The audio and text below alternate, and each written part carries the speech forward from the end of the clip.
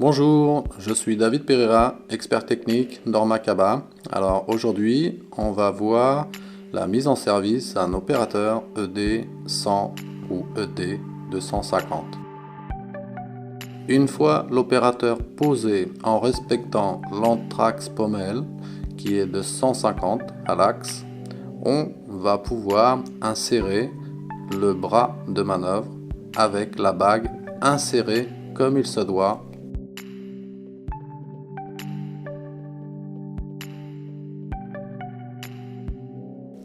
Après la mise en place du bras, on va pouvoir procéder au réglage mécanique, toujours sans courant, donc alimentation électrique coupée.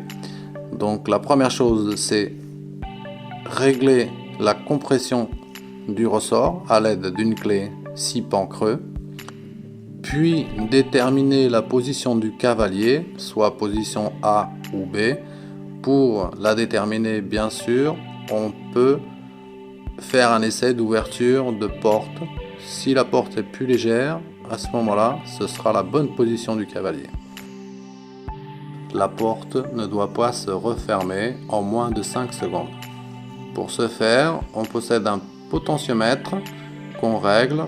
Donc on lâche la porte à 90 et on s'assure qu'elle ne se ferme pas brutalement. Les réglages mécaniques effectués, on peut mettre sous tension. On positionne le sélecteur, donc l'interrupteur à 3 positions, sur la position 0 pour permettre la programmation. Pendant le boot, on donne des impulsions sur le bouton du bas pour mettre l'affichage dans le bon sens. On doit rentrer les paramètres comme nous l'indique l'afficheur avec la lettre P. On appuie 3 secondes sur le bouton de droite. À ce moment-là, on est en programmation. Il faut valider les 3 premiers registres qui sont A5, RD et RB.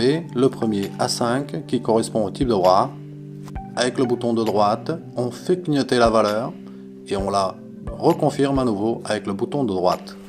On va chercher le registre RD qui correspond à la profondeur du linteau, dans notre cas qui est à 0, mais on fait clignoter la valeur et on la confirme aussi avec le bouton de droite. Puis RB qui correspond à la largeur du ventail, dans notre cas on est à 900, donc on va chercher 9 et que l'on valide toujours avec le bouton de droite.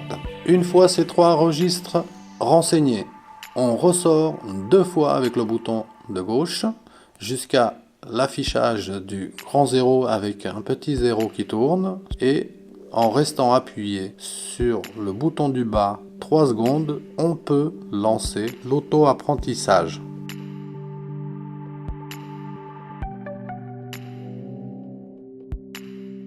Une fois la porte à 70 degrés, on la pousse jusqu'à l'angle désiré à la main, puis on donne une impulsion sur le bouton du bas.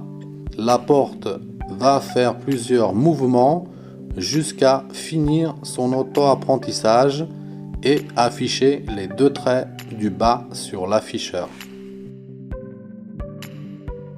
Une fois l'auto-apprentissage terminé, il ne reste plus qu'à basculer le sélecteur en position 1 et désormais l'opérateur est fonctionnel.